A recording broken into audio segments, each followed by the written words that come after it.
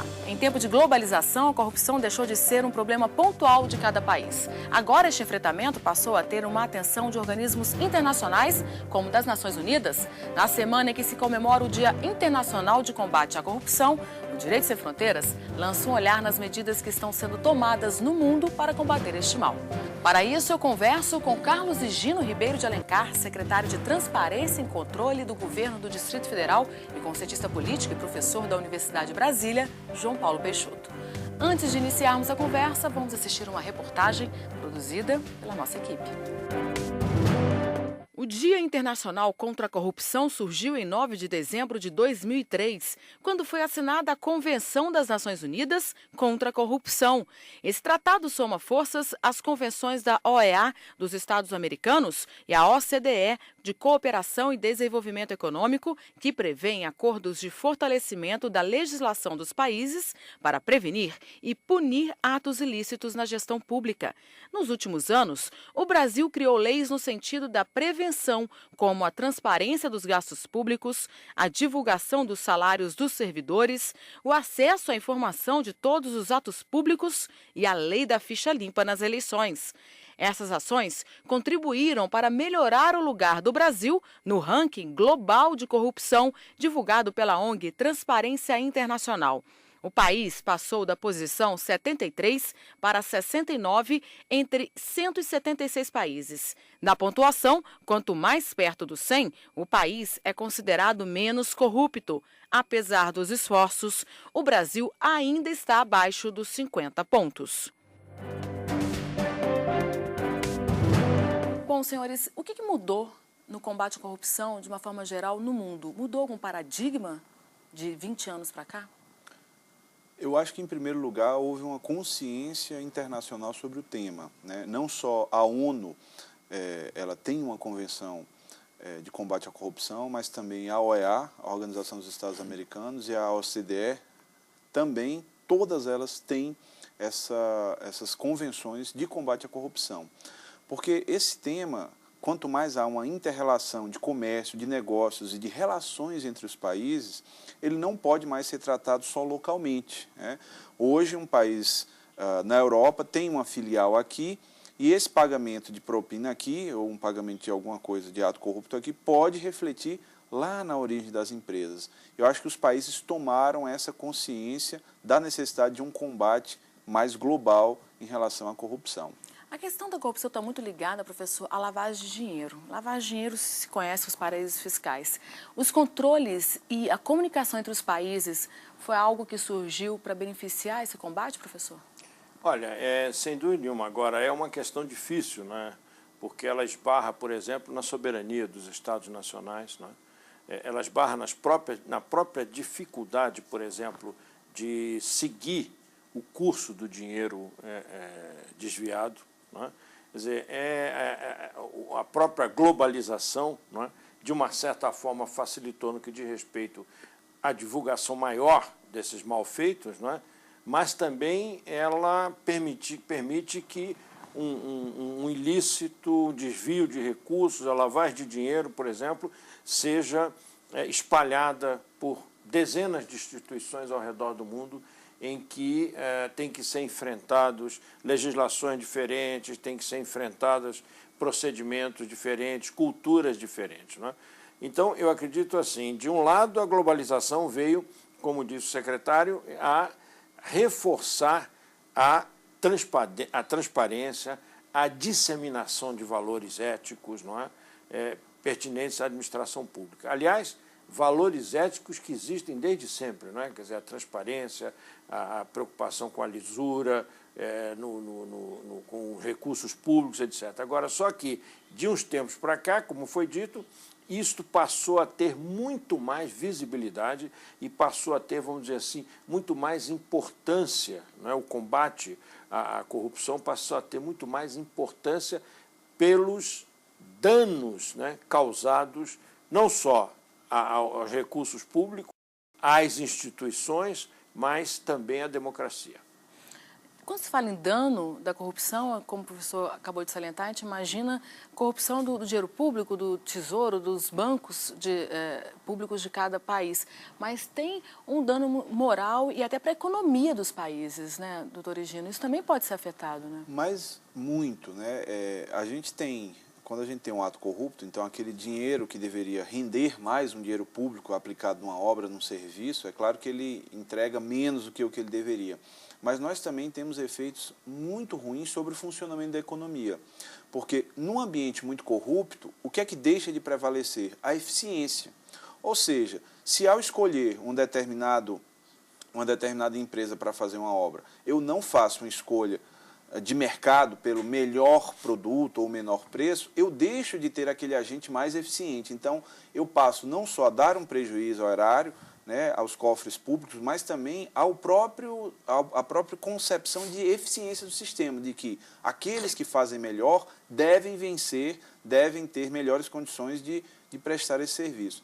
E é um problema também que não afeta somente aos setores públicos. Nós temos vários problemas também de corrupção em setores privados, nas empresas transnacionais, há empresas gigantes transnacionais, inclusive de países de referência, como a Alemanha, que passaram por um processo muito difícil de corrupção, de pagamento de propina em vários países, e passou também a ser uma preocupação do setor privado essa questão da corrupção, e não somente do setor público. Agora, quando se fala dessa questão de processos lícitos e transparentes, a gente vem para o momento atual que surgiram vários mecanismos de transparência. O Brasil iniciou agora a transparência de salários, o acesso à informação dos processos públicos.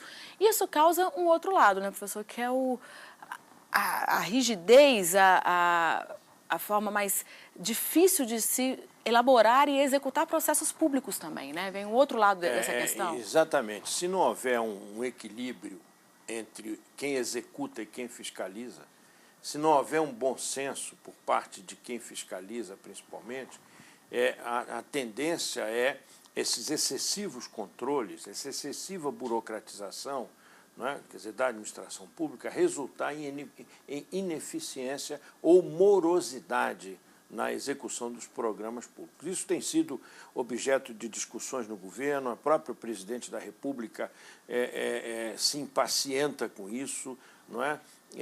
Porque a demora entre o lançamento de um edital, ou o próprio lançamento do edital e a execução de uma obra, tanto é assim que para esses eventos que nós vamos ter aqui agora proximamente, não é?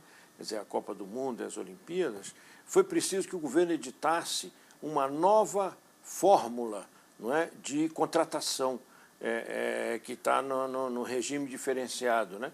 Por quê? Porque sabe-se que, se não se fizer isso, a atual legislação ela é um entrave grave, não é, para o funcionamento eficaz da administração pública, não é? Não se pode partir do pressuposto de que tudo está errado, de que todos são mal intencionados, não é? Eu acredito que a avaliação, o controle é muito mais eficiente se for dado posteriormente. Agora, para isso é preciso que nós tenhamos vamos dizer assim, a participação, né, a cumplicidade, não é, da justiça em todas as etapas. Ou seja, faz-se o controle a posteriori, mas aquele ilícito que foi detectado tem que ser punido rapidamente da forma mais rigorosa possível. Bom, nós vamos para um breve intervalo e, na sequência, voltamos a falar sobre as ações de combate à corrupção no mundo. Não saia daí. Vem aí o 5º Congresso Internacional de Direito Administrativo, com o tema O Contencioso Administrativo e outros mecanismos de controle jurisdicional do poder público. O evento será realizado de 7 a 9 de março de 2013, na Venezuela. Informações e inscrições no site www.cajo.com.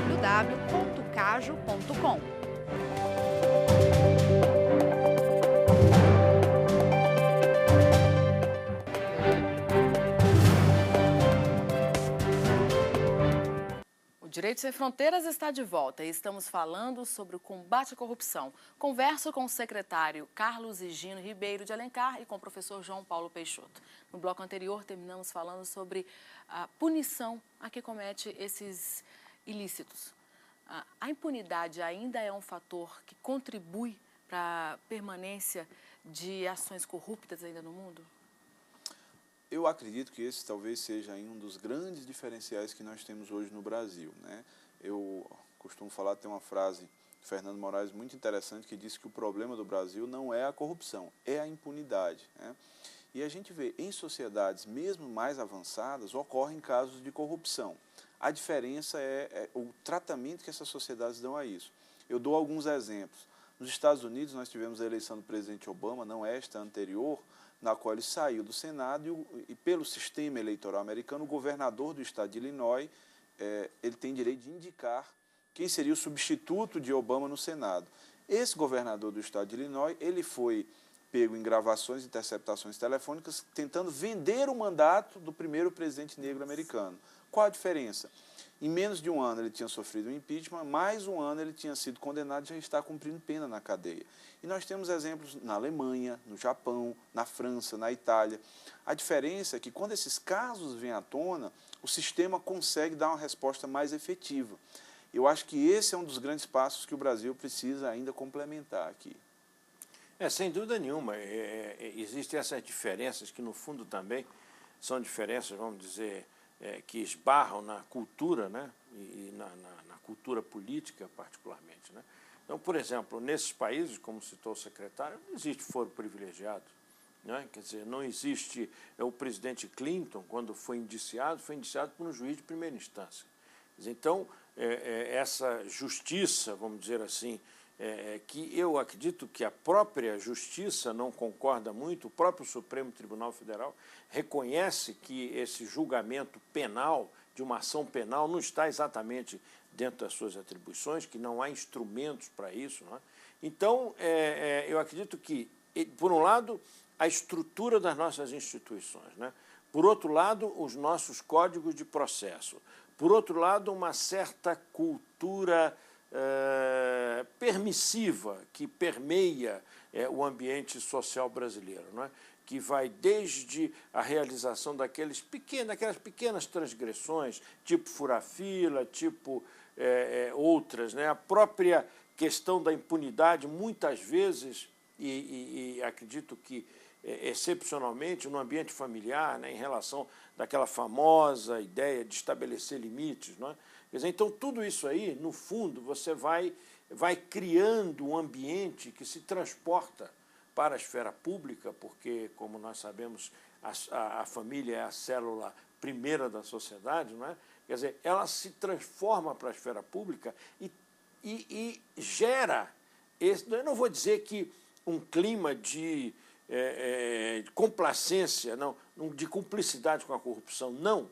A corrupção choca a todo cidadão, mas é uma certa também complacência com o rigor da punição, não é? Quer dizer, não, mas peraí, coitadinho, os limites, a síndrome né, do são muito coitadinho. elásticos. Os limites são muito elásticos, não é? Há uma tentativa de se entender tudo, de se relativizar tudo, né? Como se nós estivéssemos ainda na década de 60, né? Quer dizer, onde Sartre pregava o relativismo cultural, pregava o relativismo e todo mundo achava bacana e tal. Mas não, quer dizer, eu acho que com isso a gente vai perdendo um pouco a questão dos limites do certo e do errado. Uhum. Agora, por favor. Eu acho também que o judiciário ele tem mostrado uma mudança de espírito nesse sentido. A gente já começa a ver condenações, né, de pessoas por corrupção, que era absolutamente incomum, e os próprios órgãos eles têm se estruturado mais nesse combate.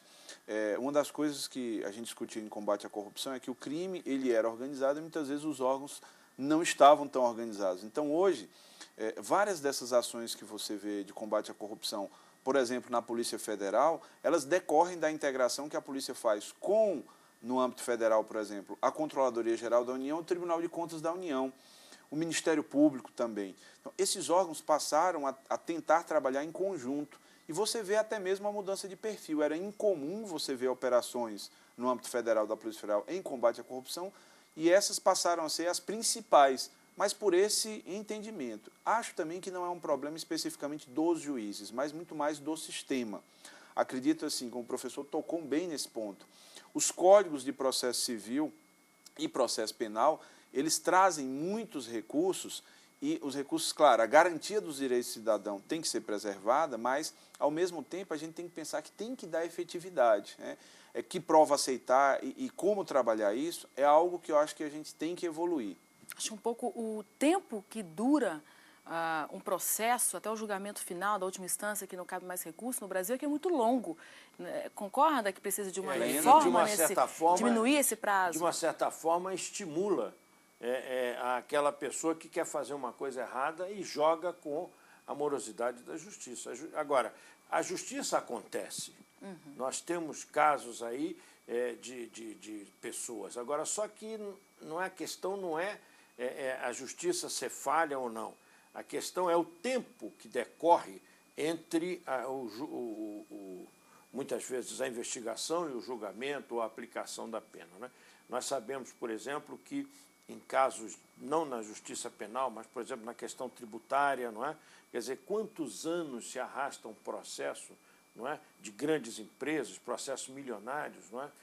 Em que são tão grandes as possibilidades de recurso que o próprio indiciado joga com essa possibilidade. Não é? Quer dizer, contratando um bom advogado, ele vai levando esse processo para frente.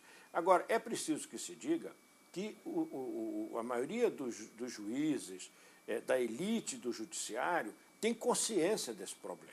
Não é? A questão é transformar esse protesto velado ainda em realidade, não? Quer dizer, que não é uma coisa fácil, implica negociações com o Poder Legislativo, quer dizer, e para tocar as questões fundamentais da justiça no Brasil, as questões fundamentais do combate à corrupção, são questões importantes que que exigem um enfrentamento de questões muito polêmicas. Por exemplo, por que é que não sequer se discute no Brasil a discussão da maioridade penal, a pena de morte, a prisão perpétua? Não é questão de ser a favor ou contra, não se vê ao menos o debate na sociedade. Vamos fazer um plebiscito?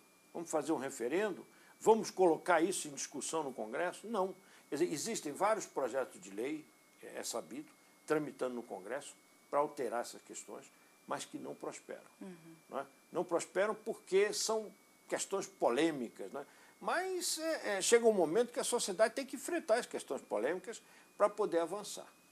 Doutor Egino, nós estávamos falando anteriormente da questão dos pequenos ilícitos que são promovidos por cada cidadão. A corrupção começa na família, nas suas atitudes diárias de cada pessoa. O senhor, como secretário da Transparência do governo do Distrito Federal, tem casos, tem situações que o senhor se depara que o senhor exemplifica isso, de como cada um pode evitar o início de uma corrupção?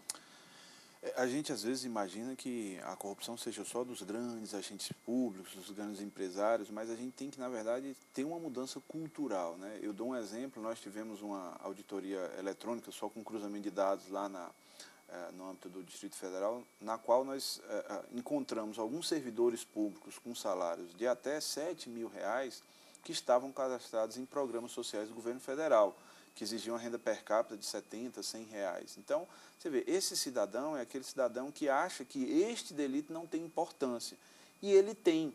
Ou é o outro cidadão que também se nega, por exemplo, a pagar, né, uma propina a um guarda porque ele está praticando alguma coisa ali, está sem a carteira, ou bebeu um pouco e foi dirigir. A gente precisa ter uma mudança geral na sociedade em relação a isso. Agora, eu acredito que temos avançado muito, né? Um ponto que eu acho que nós assim, demos passos largos ultimamente foi na questão da transparência. Porque eu diria que temos dois tripés. O tripé que o professor mencionou, e aqui é fundamental esse do fim da impunidade, e o outro é a transparência. E tivemos aí a tecnologia a nos ajudar nos últimos 10, 15 anos, porque com a internet, né, ficou muito mais fácil você ter acesso a esses dados. E hoje nós temos uma gama de informações que antigamente eram ocultas, né? nós precisamos ainda avançar mais nesse campo, né? Mas já tivemos uma lei de acesso à informação sancionada no final de 2011, que é considerada uma das leis mais modernas do mundo nesse quesito. E estamos trabalhando, você vê, a União, os estados, os municípios, todos eles hoje têm sites de transparência com todos os gastos, hoje com salários dos servidores, porque são salários pagos pelo cidadão, então o cidadão tem direito de saber como que ele está custeando aquilo. E cada vez mais, eu acho que um avanço que nós vamos ter nesse ponto também aqui, onde eu queria fazer também, puxar um gancho nas palavras do professor, é que, além da transparência e do combate, talvez esse tripé seja complementado pelo aumento da eficiência da gestão, porque quando você tem uma gestão mais eficiente, diminui-se o espaço para a corrupção. Essa pequena corrupção do dia a dia. Por que é que o servidor, às vezes, no balcão, ele consegue extrair uma determinada propina? Porque aquele processo fica debaixo do braço dele e ele decide um encaminhamento. Se esse processo ele torna-se todo eletrônico, em algumas situações dessas, o governo tem partido para e-processo para determinada situação, você tira a margem disso. E nós temos experiências fantásticas. Você vê hoje a relação que hoje temos com o fisco na Receita Federal. Praticamente você não vai hoje à Receita Federal, resolve tudo pela internet. Então, você tira essa margem... Até o contato, né, com o servidor. Deixa de existir, tudo informatizado. A gente tem que partir para esse terceiro tripé, que eu acho é combate à corrupção, aumento da transparência e um grande ganho de eficiência na gestão. Eu acredito que exatamente o funcionamento, né, a eficiência da burocracia, a eficiência da administração pública, ele é um forte inibidor da corrupção. Por quê? Ora, não há necessidade de você recorrer a ninguém, não é? Se você tem certeza de que o seu processo está correndo de maneira simples e de maneira rápida, não é? As pessoas só recorrem à ajuda de terceiros quando os trâmites são assim, incapazes de ser cumpridos normalmente, não é? Quer dizer, ou quando as exigências são absurdas, não é? Então, a pessoa procura uma maneira de resolver. Muitas vezes, não porque ela é corrupta ou porque ela quer praticar a corrupção, que esse é um outro aspecto, secretário, que eu acho o seguinte, a alma do povo brasileiro é muito boa, não é? Agora, muitas vezes as pessoas cometem esses pequenos delitos sem ter a noção exata de que estão praticando uma forma pequena de corrupção. Muitas vezes, tá bom, eu vou quebrar o galho e tal, não é? Quer dizer, isso precisa ser muito bem dosado para não parecer como uma manifestação de corrupção por parte do povo brasileiro. Não é. É simplesmente uma maneira de tratar as coisas mais largamente, com mais, vamos dizer assim, com menos rigor do que outros povos anglo-saxões, não é?